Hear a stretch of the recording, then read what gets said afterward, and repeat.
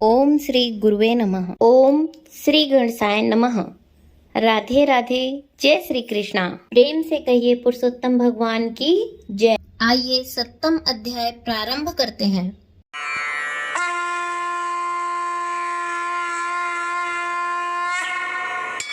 श्री पुरुषोत्तम भगवान श्री कृष्ण ने कहा, हे विष्णु, आपने यह उचित किया जो मलमास को मेरे पास समीप ले आए। इससे आपकी लोक में कीर्ति बढ़ेगी। जिस प्राणी को तुमने अंगीकार किया है उसे मैंने भी अंगीकार कर लिया। इसको मैं अब अपने ही समान श्रेष्ठ कर दूंगा।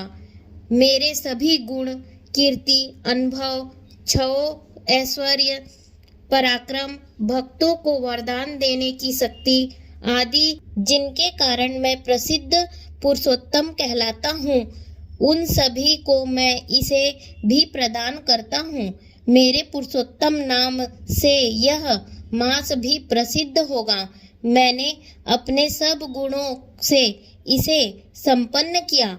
हे मधुसूदन, इसका स्वामी भी मैं स्वयं ही बनता हूँ। इसके नाम के द्वारा ही संपूर्ण जगत पावन हो जाएगा। मेरी समानता पाने के कारण यह मास ही सब मासों का अधिपति कहलाएगा। यह मास जगत का पूज्य एवं वंदनीय हो जाएगा। इसको पूजने वाले सभी प्राणी दुख दरिद्र से मुक्त होकर मेरी भक्ति और अंत में मुक्ति स्वरूप मेरे धाम को ही प्राप्त करेंगे। भगवान श्री कृष्ण ने आगे कहा, अन्य दूसरे मास तो सकाम है, किंतु मैंने इसे अपने समान सर्व लोगों का मोक्षदाता और निष्काम बना दिया है। जो व्यक्ति इस अधिक मास में पूजा करेगा वह अपने समस्त कर्मों से मुक्ति प्राप्त करके निसंदेह मुझे प्राप्त करेगा। यह पुरुषोत्तम मास अब बिना किसी परिश्रम और कष्ट के मेरे पद को पा गया है।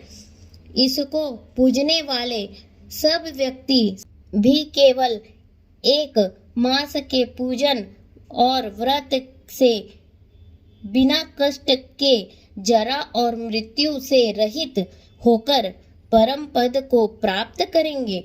चतुर्मासिक यज्ञ करके स्वर्ग की प्राप्ति होती है और वहाँ के भोग भोगने के पश्चात पुनः पृथ्वी पर आना पड़ता है। किंतु विधि एवं शास्त्र पूर्वक जो इस पुरुषोत्तम मास को पूजेगा वह अपने परिवार सहित मुझे निश्चय ही प्राप्त करेगा। मुझे प्राप्त कर वह जन्म मृत्यु आदि व्याधि एवं जरा आदि सभी से मुक्त होकर इस संसार में जन्म नहीं लेगा। मेरे परम धाम को वेद वह धाम बतलाते हैं जहाँ से फिर आना नहीं होता। यह पूर्णतः सत्य ही है। मैं स्वयं इस मास का स्वामी बना हूँ और इसे मैंने ही प्रतिष्ठित किया। मेरा पुरुषोत्तम नाम भी इसको प्राप्त हुआ। हे विष्णु, भक्तों की पूजा मुझे प्रिय है। मैं अपने भक्त जनों की कामनाओं की पूर्ति में कभी देरी नहीं करता, परंतु इस मास के भक्त मुझे और भी अधिक प्रिय होंगे। मैं उनकी कामनाएं तो और भी शीघ्र पूर्ण किया करूँगा।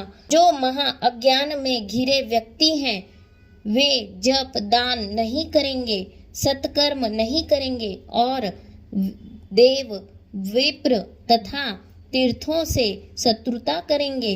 वे दुराचारी और दुष्ट व्यक्ति कभी सुखी नहीं होंगे, चिर दुखी रहेंगे। वे दुष्ट और दुर्भागी होकर जन्म लेंगे।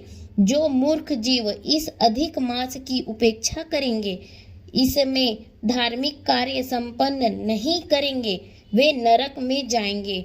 जो तृतीय वर्ष के पश्चात आने वाले अधिक मास में इन धार्मिक आचरणों को नहीं करेंगे, वे कुंभी पाक नरक को प्राप्त होंगे। इस संसार में जन्म लेकर वे पुत्र पौत्र स्त्री आदि के महान दुख रूप दावानल में पड़कर जलेंगे। अंत में भगवान श्री कृष्ण ने कहा, जो भी इस पुरुषोत्तम मास में मेरी भक्ति पूर्वक पूजा अर्चना करेगा वह संपत्ति पुत्र पौत्र आदि सभी सुख भोगता हुआ अंत में मेरे इस गोलोक धाम को प्राप्त करेगा। हे रमापति, इस मास के विषय में आप चिंता न करें। आप बैकुंठ लोक पधारें और इसको भी अपने साथ ही ले जाएं। श्री नारायण बोले। इस प्रकार विष्णु भगवान श्री कृष्ण के मधुर वचनों को सुनकर अधिक मास को अपने साथ लेकर गरुड़ पर विराजमान होकर बैकुंठ को पधारे। इति श्री पुरुषोत्तम मास महात्म्य अधिक मास ऐश्वर्य प्राप्ति नाम 7वां अध्याय संपूर्णम। बोलिए प्रेम से पुरुषोत्तम भगवान श्री कृष्ण की जय।